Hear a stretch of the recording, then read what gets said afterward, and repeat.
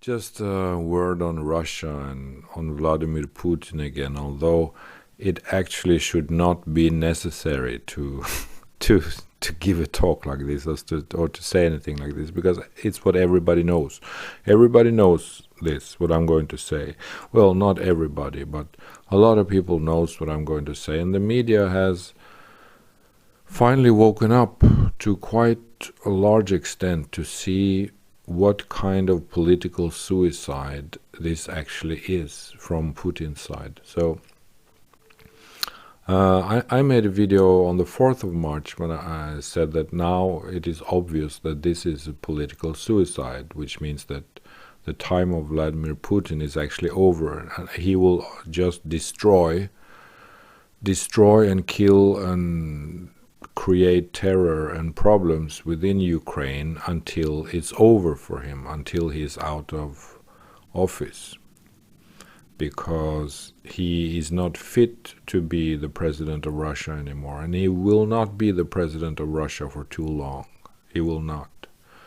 I think now, I mean, this is March 2022. I'm quite sure this is the last year for Vladimir Putin. He will be either kicked out, removed, or worse. I mean, something is going to happen to him, or he's going to withdraw, or he will be given the opportunity to stay there perhaps 2 or 3 more years, but then he will be completely isolated, and it's just a matter of time before he's out of office, really.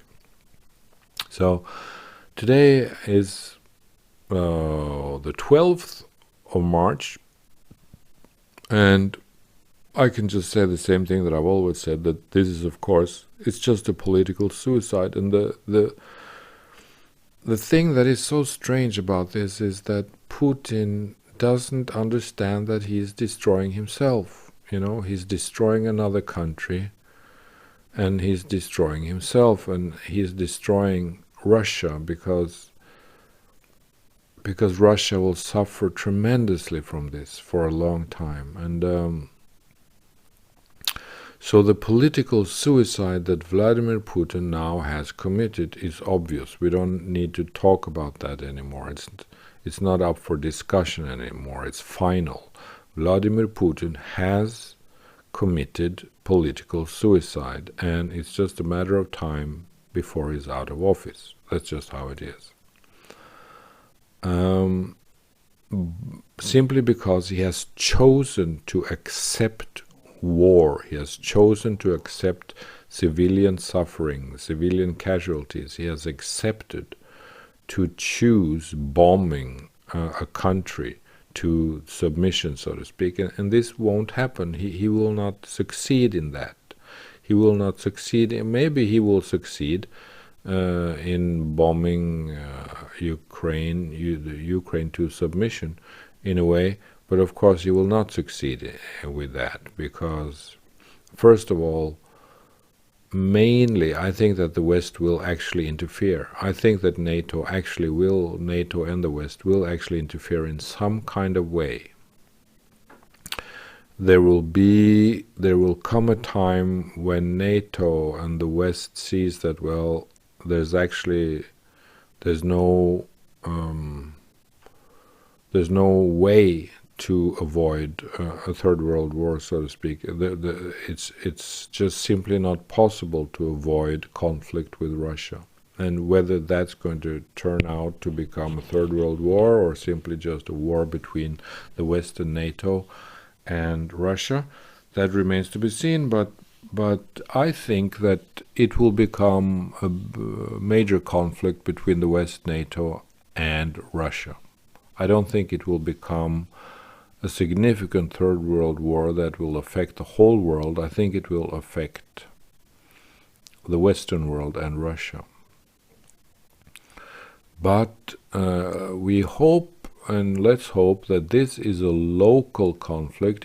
This conflict will not grow out of the Ukraine and out of Russia. It will stay there until it's finished, which means that this is a local conflict that will stay local until Putin is out of business, until he's removed, until he's out, because Putin is not equipped to be president. He's not reliable, and he's clearly lost his senses. Why he has lost his senses is a big question. Maybe has become simply his paranoia is just clicking in. This is just his paranoid brain telling him what to do, same as Hitler did when he finally understood that he had to commit suicide, physical, real suicide, because he understood that, well, I failed, I'm not going to succeed. I have been making a fool of myself. I've overstretched. I've been the Icarus that got burnt by the sun. I have destroyed myself. And Vladimir Putin will understand this too. And to what extent he relies on his generals, who knows? But he's a man of his own, so I suspect he relies only on the 2 or 3 generals that are in agreement with him politically. So this is, in many ways, it's the end of Russia as we know it today. This is the end of Putin's Russia. It's not the end of Ukraine, it's just a horrible trauma for Ukraine. It's a horrible damage that Ukraine has to suffer. But it's not the end of the Ukraine, because the Ukraine will rise again. And it will become itself again in even better ways than before. But practically it's the end of Russia as we know it, as Putin's Russia. It's the end of the Putin version of Russia. And that's, of course, maybe just a good thing.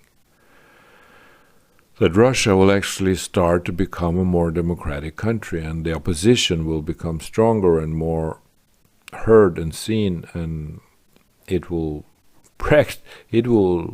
maybe even form government, the opposition, or there will be a mix, an interaction, a cooperation. But Putin is at this time dead meat. He is just a mental insanity. Vladimir Putin is a mental insanity who has become dead meat, because he will be removed. His time is over. His time is finished. There's no way for Putin to survive politically after this.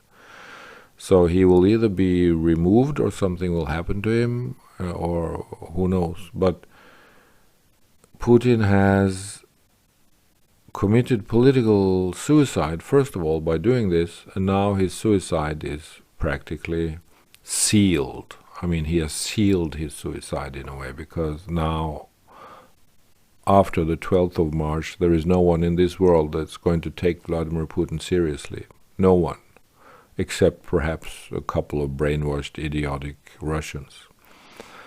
But, so, yeah, it's game over for him, and let's just hope that it won't take too long before this armed, violent conflict will end, so that Russia will not be too traumatized, that the Ukraine will not be too destroyed by this. That let's just hope that Ukraine will not suffer too much in the time that is left for ending this conflict, because this conflict will be ended.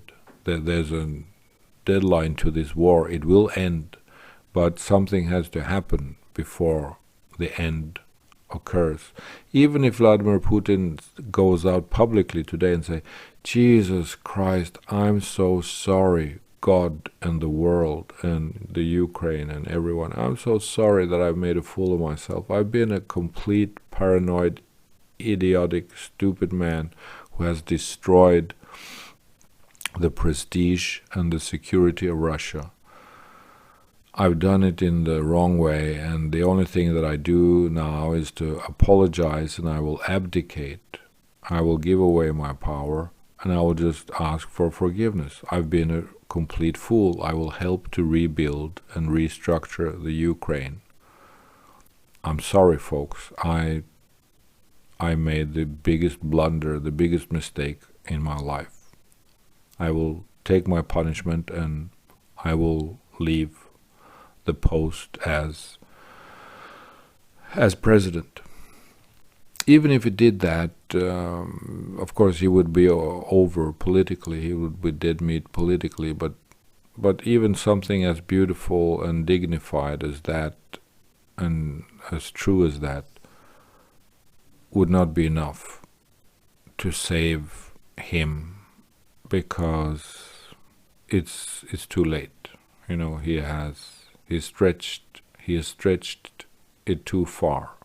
So it's too late for Putin to become a player again politically, because no one will take him seriously. Everyone knows that from now on, strategy and tactics and manipulation and lying games is the only way forward until you get outmaneuvered this insane, stupid, idiotic mental machine that lives inside Vladimir Putin and his comrades.